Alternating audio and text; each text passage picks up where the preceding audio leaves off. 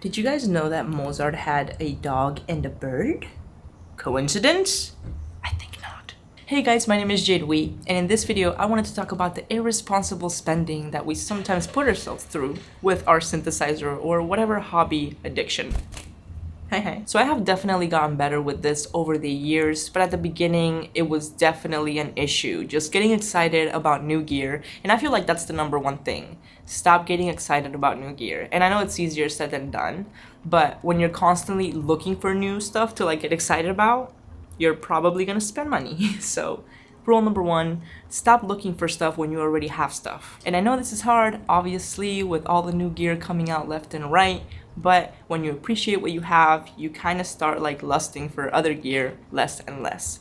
But I know that sometimes that's not the case. Sometimes something new gets announced, something that you've been waiting for. Like for example, for me, the last big thing that I got was the Machine Plus, and I had been waiting for that. I was excited about that, and I still am. I love it. But with things that have such a high price tag, I have a rule, and you guys might have heard me talk about this before, but I call it my one in, one out rule. And basically, it's that if I spend a certain amount of money, I have to sell something of equal or greater value to kind of balance out my wallet. So at the end of the day, when I buy something, I sell something, and then no money is spent. It's a beautiful system. And you'll eventually get to the point where you love everything that you have and you don't want to sell anything. So the next time that you buy something, you really ask yourself what do I want to sell? Is there even anything that I would be willing to give up to get this new thing?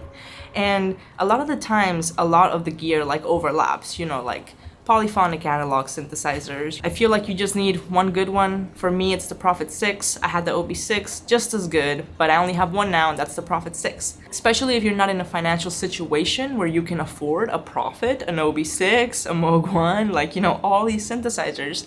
Just be happy with that one thing that you have, and try not to lust for other things, because even though, yes, a Moog 1 would be amazing, but they're $9 grand?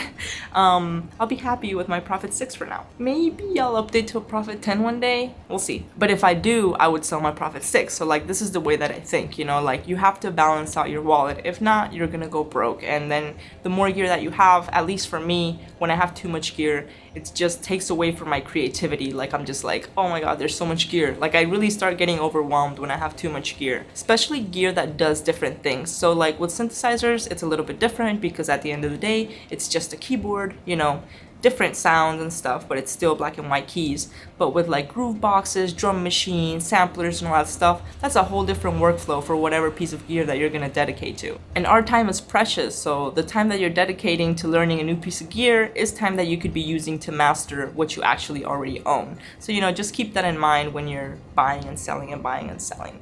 That's another thing too. A lot of people get attached to their gear. I got this as a gift, or this was my first synth, or blah blah blah.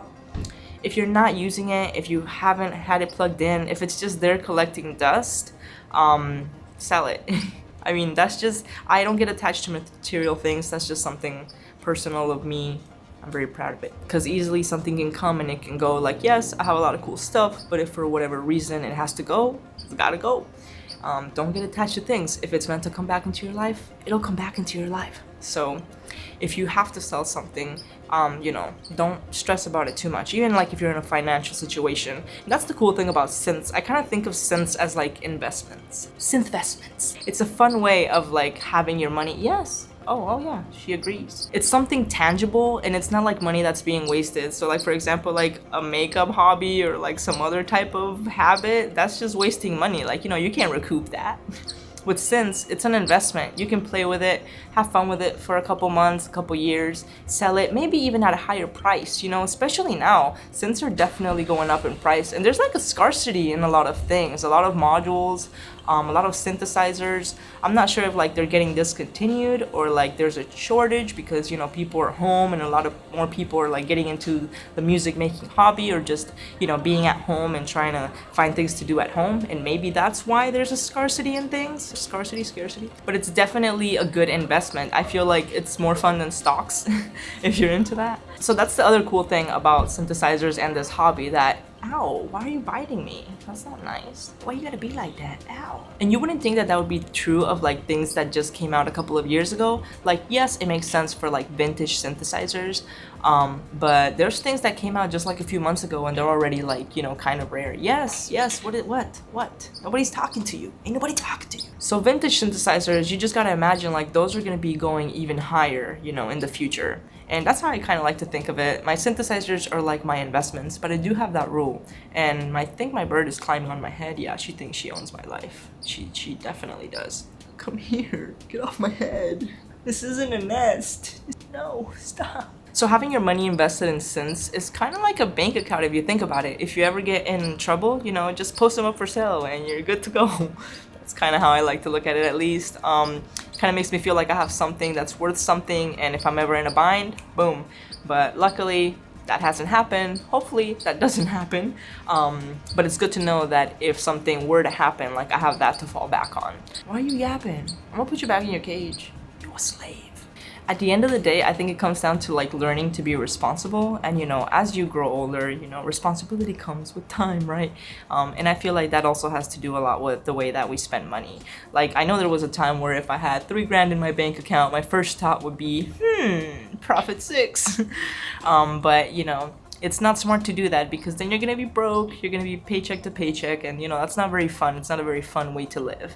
And also, I've learned I don't feel comfortable owning things that I know I can't afford. Like every time that I've owned something and it hasn't been the right time, something in me always feels like this just doesn't feel right. I know that this money should be going towards something else, something more important, something that I actually need to use this money towards. And what ends up happening is I end up selling that certain thing and then I feel like some relief. It's kind of weird to explain, but maybe you understand what I'm saying.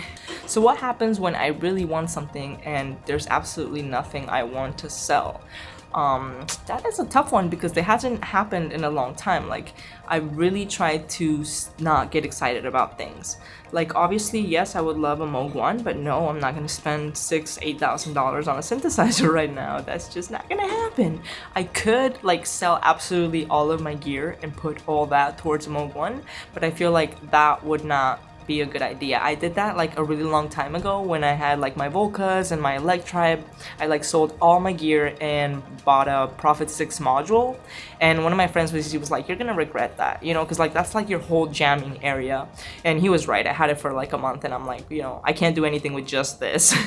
And then later on the Prophet 6 came back into my life, so you know, it all happens like when it's supposed to happen. So if you're like in that stage where like you want to sell all your stuff to get this one specific thing that's really expensive, really think about it. It could work in like certain situations when you have like, you know, your set up and you have all this extra gear that you're not using, then you know, that might be smart to do. But if you're just selling all your stuff so you can afford this one thing, think about it twice. But yeah, I just wanted to share that with you guys today. I call it my 1 in 1 out rule. It balances my world, it balances my wallet, and it just keeps me like, you know, feeling like I haven't spent as much money as I do, because it really balances it out. If I spend $1,000, I'm gonna sell something that's $1,000 or more, and then I don't see any change in my bank account, you know? And to be honest, most of the time, the things that I sell, I don't even miss.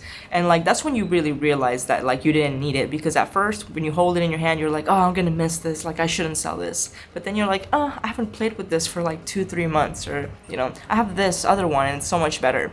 And then I never really go back and like really miss that specific thing. And if I do, I'll buy it again, and then what ends up happening is I'll probably sell it again. It's a vicious cycle, but it hasn't been like that in a really long time. So like, you know, you grow out of that. I feel like at first in the beginning when you're into synthesizers, you know, you have to figure out your setup.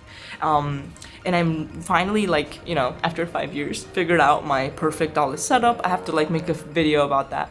But yeah, it's absolutely perfect how I want it to loop, to sequence. I'm just finding the time to like be able to make that video for you guys because I know a lot of people are gonna like it. It's with the montage, the machine, the SP404. It's gonna be lit. It's gonna be lit. So I hope you guys are doing well. I hope you're doing safe. I actually just released a new album, Euro and Chill, so definitely check that out. The link will be in the description. Spotify, iTunes, Apple Music, Bandcamp, pretty much everywhere. Support a sister, listen to it. Stay fly, guys, and I'll catch you in the next one.